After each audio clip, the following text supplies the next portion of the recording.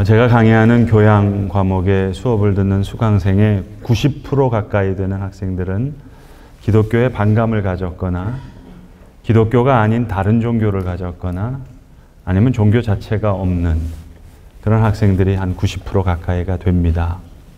그러나 그럼에도 불구하고 이 학생들도 성경에 과연 무슨 내용이 쓰여져 있는지 그거에 대해서는 관심이 많은 학생들입니다. 그렇다고 해서 15주간 내내 성경 공부를 할 수는 없습니다. 어디까지나 교양 과목이니까요. 그러니까 한두 시간 정도 주어진 시간에 이제 이 성경 내용을 전달해야 되는데 어떻게 전달할 수 있을까요? 자, 50분 안에 구약 성경의 내용을 전달해야 됩니다. 어떻게 전달하시겠습니까?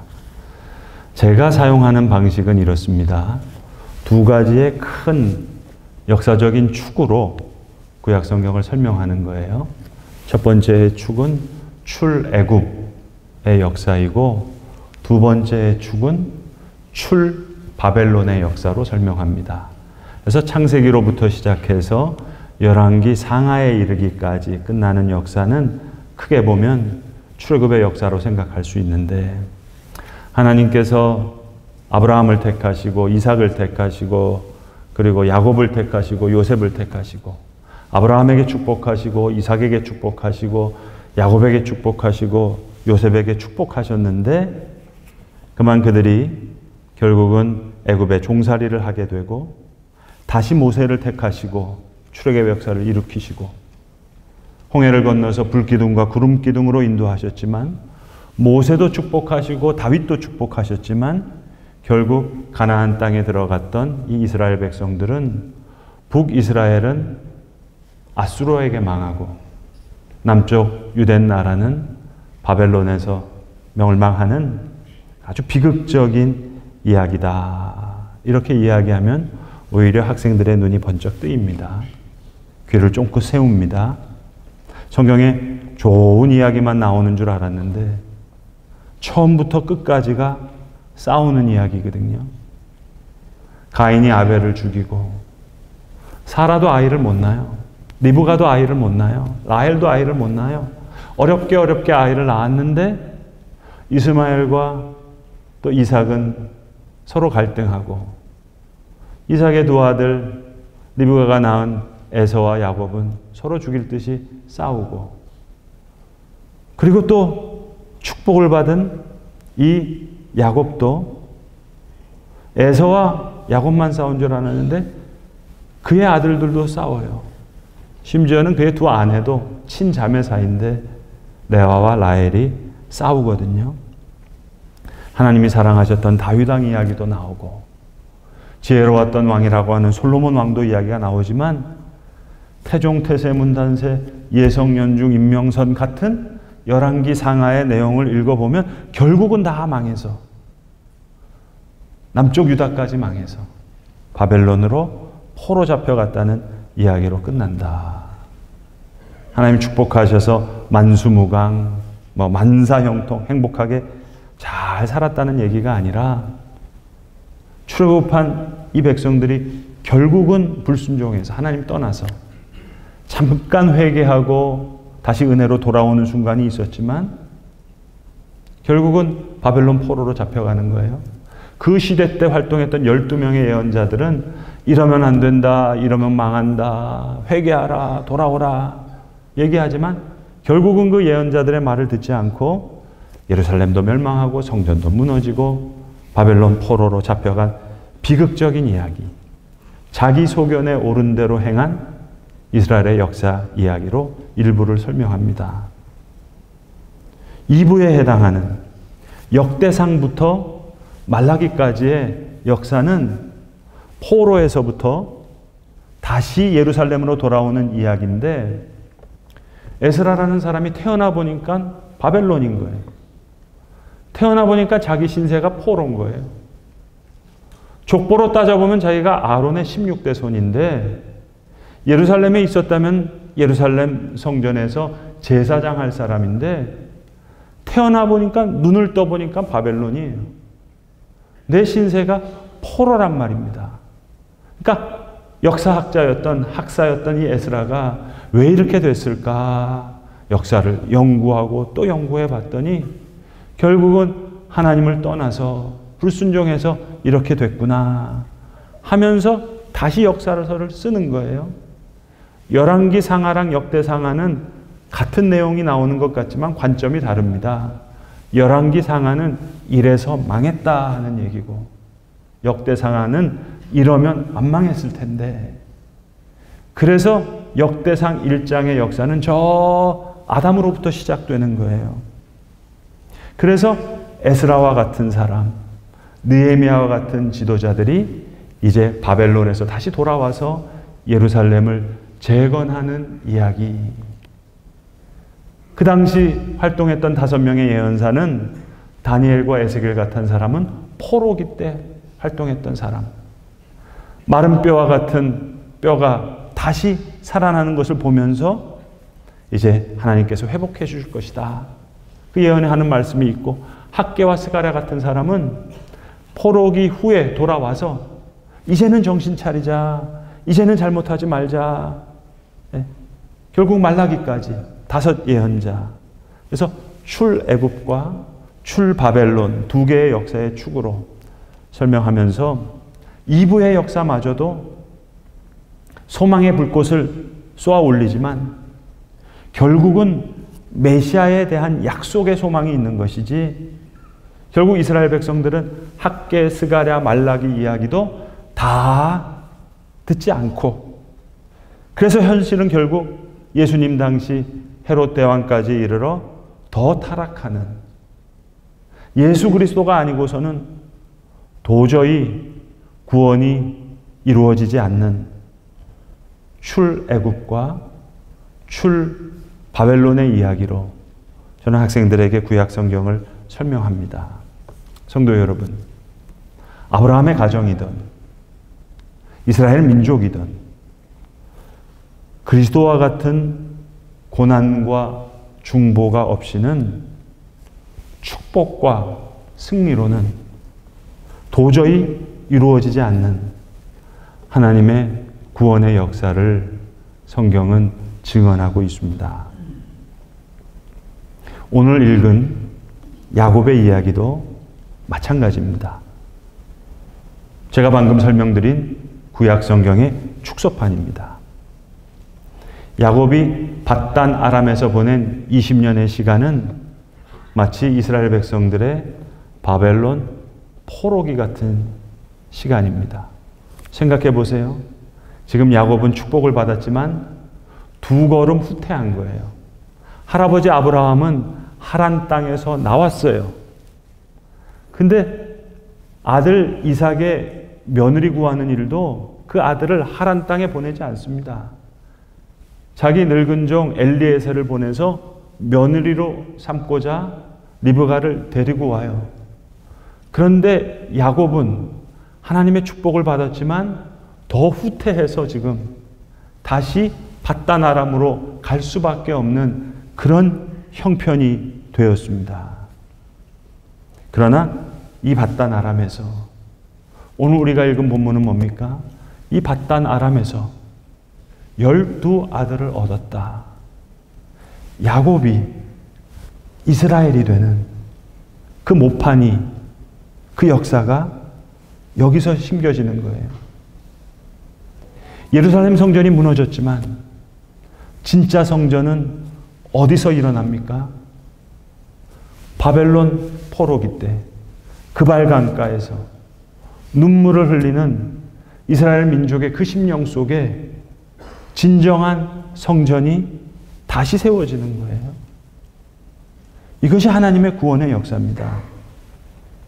야곱이 형 에서와의 싸움에서 승리하고 아버지의 축복을 받은 것 같은데 결국 구원은 이 축복과 이 승리로 이루어지는 것이 아니었어요.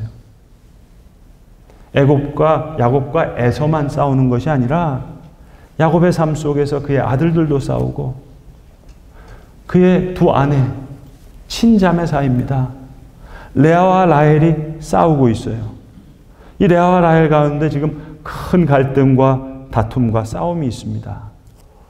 두 나라의 싸움입니다. 라헬은 북이스라엘의 어머니가 되는 것이고 레아는 남유다의 어머니가 되는 거예요. 대한민국과 북한이 싸우듯이 북이스라엘과 남유다가 싸웁니다. 레아와 라헬이 싸우듯이 레아가 눈물을 흘리고 라헬이 눈물을 흘립니다. 요셉의 아들들, 라헬의 후손들도 아수르에 망하고 남유다, 레아의 후손들도 바벨론에게 망합니다. 구원의 역사는 축복과 승리로 이루어지는 것이 아니라 오직 그리스도와 같은 고난과 중보 가운데 이루어지는 것입니다. 2010년 종려 주일에 미국의 한 TV 채널에서 아미시 그레이스라는 TV 영화가 방영된 적이 있었습니다. 이 영화는 2006년에 실제로 있었던 일을 근거로 해서 만든 영화인데 2006년 미국의 펜실베니아주의 랭캐스터 카운티에 있는 니켈 마인스라는 조그만 도시입니다. 니켈 광산이라는 뜻인데 아미시 사람들이 살아가는 아주 평화로운 작은 도시에서 일어난 일이 미국 전역의 사람들을 놀래켰습니다. 여러분, 아미시 사람들이라는 것은 300년의 생활 습관을 가지고, 전 습관을 가지고 지금도 마차 타고 다니는 사람들이에요. 이 작고 평화로운 마을인데 학교라 해봐야 여학생들 한 10명 다니는 학교인데 이 학교에 우유 배달부 한 사람이 들어와서 이 아이들을 쏘아서 죽였습니다. 벽에 한 줄을 세우고 11살, 12살, 13살 되는 여학생들을 5명 차례대로 쏘아 죽이고 나머지 5명은 드르르 해서 5명은 중상을 얻은 이런 사건이었어요. 나중에 알고 보니 이 우유배달부의 아이가 죽었는데, 생명을 잃었는데 이것 때문에 하나님한테 삐딱해진 거예요. 하나님 왜 날 버리셨습니까? 해서 그 죽은 아이의 또래가 되는 아이들을 골라서 죽인 겁니다. 그리고 자살한 거예요. 미국 전역에 있는 취재진들이 이곳으로 모였습니다. 왜냐? 미국에 우리가 가끔씩 비극적인 일이지만 간혹 총기 낭사의 사건이 일어나는데 그렇지만 어떻게 이 평화로운 작은 마을, 아미시 마을에서도 이러한 일이 일어날까? 이것 때문에 여러 TV 방송국에서 카메라를 가지고 이 니켈 마인스라고 하는 작은 도시 아미시 공동체에 모인 거예요. 근데 이 아미시들은 대단히 보수적인 사람들입니다. 폐쇄적인 공동체입니다. 그러니까 카메라를 갖고 나왔는데 이 사람들을 인터뷰할 수가 없고 찍을 수가 없는 거예요. 기다리고 있는 거예요. 그들이 모여서 회의를 합니다. 모여서 기도도 하고 함께 이야기를 나누고 그러고는 이 사람들이 나가서 어디로 가는 거예요. 그러니까 이 TV 방송국 카메라들이 따라간 거예요. 어디를 갔나 하고 따라가 봤더니 그 우유 배달부 집으로 간 거예요. 왜? 흥분한 군중들이 혹 우유 배달부의 아내와 아이들을 해코지 할까 봐 그들을 보호하기 위해서 이들이 그 우유 배달부의 집으로 찾아간 겁니다. 지켜주기 위해서. 사람들이 충격을 받은 거예요. 미국 역사상 가장 많은 사람들이 신앙으로 돌아오게 된 이 사건이 이 웨스트 니켈 마인스 하이스쿨 총기 난사 사건이었습니다. 그런데 이야기는 여기서 끝나는 게 아니에요. 여러분 아시듯이 용서라는 것은 더 큰 폭력일 수 있어요. 나는 지금 마음에 용서할 마음이 없는데 교회에서 용서하래요. 하나님이 용서하래요. 그렇다고 용서가 됩니까? 용서는 더 큰 폭력일 수 있잖아요. 함께 공동체에서 결정해서 가서 기도해주고 용서해줬는데 내 죽은 딸 생각날 때가 있잖아요. 불쑥불쑥 분노가 올라올 수 있잖아요. 내년에도 그 다음에도 이제 자라나는 아이들 보면서 나오는 이 분노, 이걸 어떻게 할 수 있습니까? 그러니까 여러분, 용서하라는 말은 함부로 하실 수 없는 얘기예요. 용서라는 것이 더 큰 폭력이 될 수 있으니까, 더 큰 폭력으로 다가올 수 있는 것이 용서니까. 그래서 3년 후에 3명의 학자들이, 3명의 교수님들이 이 마을을 찾아간 거예요. 메노나이트 교수님들이었습니다. 펜실베니아, 인디애나 이쪽에 이제 그 제사렙파들이 많이 사는데, 아미시도 제사렙파고 메노나이트들도 제사렙파인데, 이 제사렙파들은 화목과 용서를 소중히 여기는 형제와 같은 사람들이거든요. 그러니까 이 3명의 교수들이 찾아간 이유는 이 용서가 또 다른 더 큰 폭력으로 이 피해자들에게 자리하고 있지 않을까, 그걸 연구하기 위해서 3년 후에 찾아간 거예요. 마침 그 피해자 어머니 중에 한 명이 새로운 아이를 낳았다는 이야기를 듣고 이제 함께 거기를 가서 축하하기 위해서 찾아간 거예요, 그 집에. 그런데 거기 아이를 안고 있는 어머니가 아미시 여인이 아닌 거예요. 거기 놀고 있는 아이들이 그런 아미시 아이들이 아닌 거예요. 여러분 아시듯이 아미시 사람들은 복장이 특이해서 이렇게 식별이 되는데, 다른 사람들이 이 아이를 안고 있고 여러 아이들이 그 집에서 놀고 있는 거예요. 누군가 하고 봤더니 그 우유배달부의 아내예요. 그 우유배달부의 아이들이 그 집에서 놀고 아이를 껴안고 있는 모습을 보면서 이 3명의 메노나이트 교수들이 충격을 받은 겁니다. 그래서 쓴 책이 아미시 그레이스예요. 성도 여러분, 남북 통일을 어떻게 이루시겠습니까? 복음으로요? 축복과 승리로요?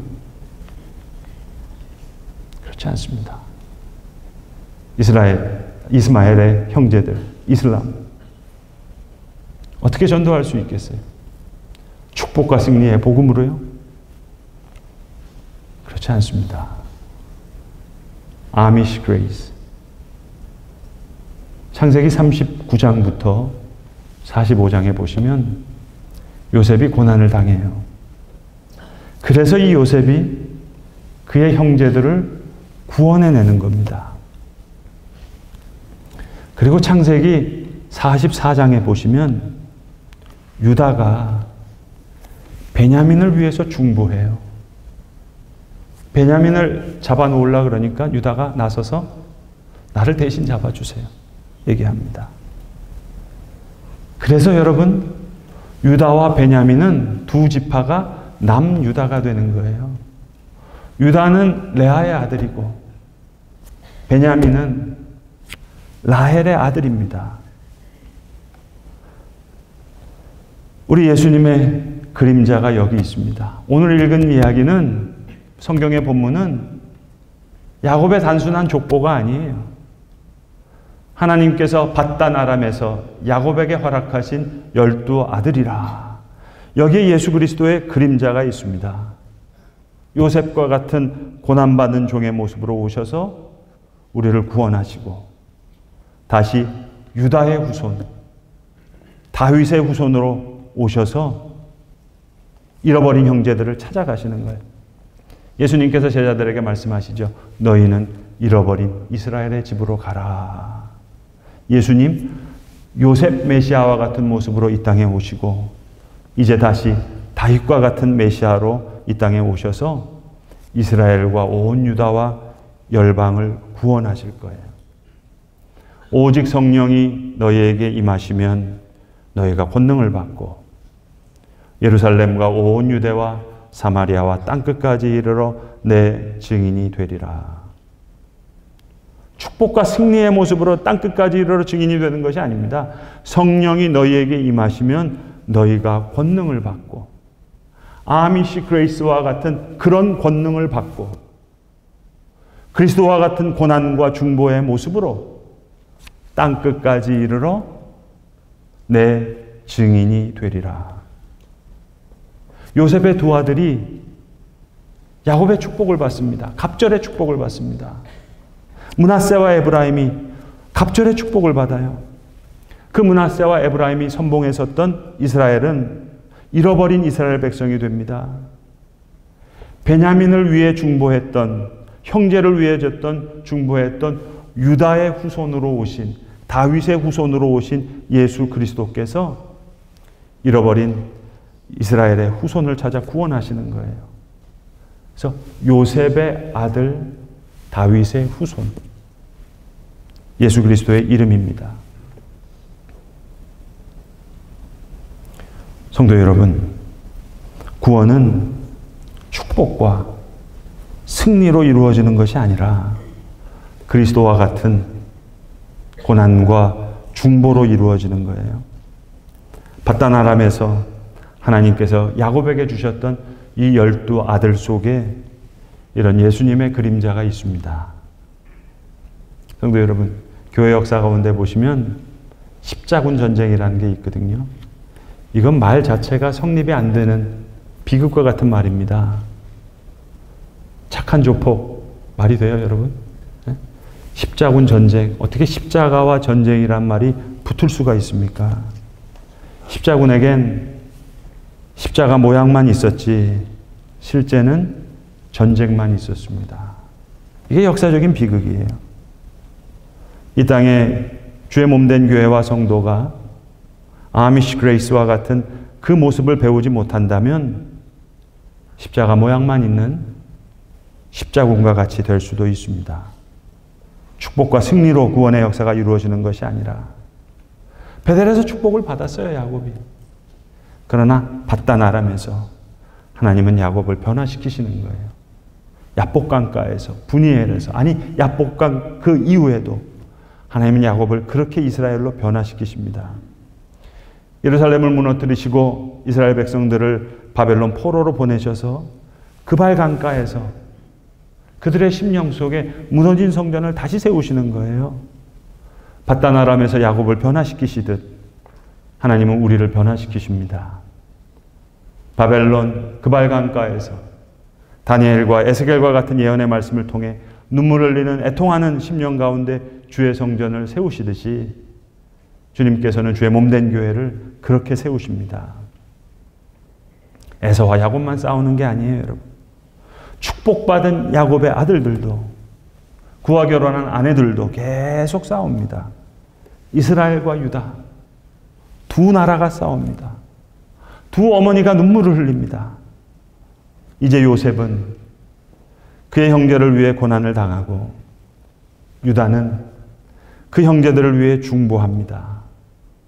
여기에 우리 주님의 모습이 있고 주님을 따라가는 주의 제자된 우리가 걸어야 할 길이 있는 것입니다. 기도하겠습니다. 아버지 하나님, 우리는 축복과 승리를 좋아하는 자들입니다. 주님, 하나님께서 우리에게 주시고자 하는 그 진정한 축복과 승리, 주님 가신 고난과 중보의 길을 따라가는 자들에게 허락하여 주실 줄로 믿습니다. 구원의 역사가 주님 오직 그리스도와 같은 고난과 중보를 통해 이루어짐을 아오매 형제를 위해 고난받았던 요셉과 같이 또 형제를 위해 중보한 유다의 모습과 같이 주님의 모습을 닮아 그 길을 걸어가는 주의 자녀들 되게 하시옵소서. 우리 구주 예수 그리스도의 이름 받들어 기도드리옵나이다. 아멘.